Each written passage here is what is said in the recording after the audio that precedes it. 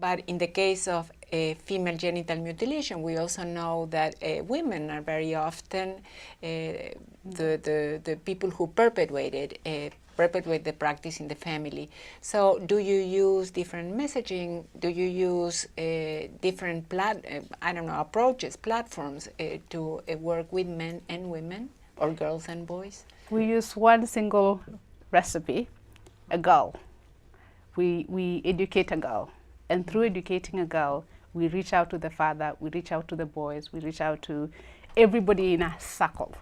And for us, it's really been we looked at, when you look at all some programs that are out there that target female genital cutting, it's all about let's rescue.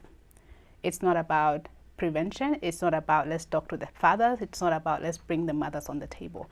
In my community, we don't talk about FGM publicly.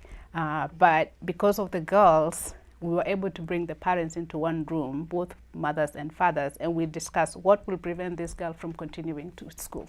The first thing that comes out is FGM.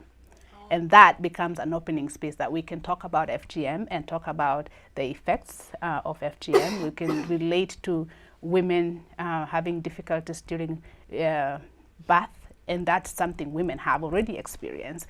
And when we talk about, we're always thinking that, it's the women who actually do it. But true sense is that where does power lies? Yeah. Who is the true holder of power? It's the men. Yes.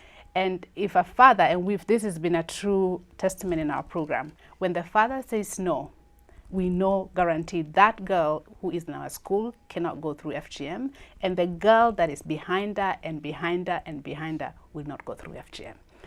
When the mother says no, and the father, you will find that they will all practice. So the true holders, yes, the women cut, but who really holds the power? That's where you should always dwell. And the message for us is not about condemning, it's about empowering. And we focus on the positive. If the girls get cut, they will get married. But when the girls don't get married, they will not get married, they'll go to school, and they will continue with their education. So that's our approach.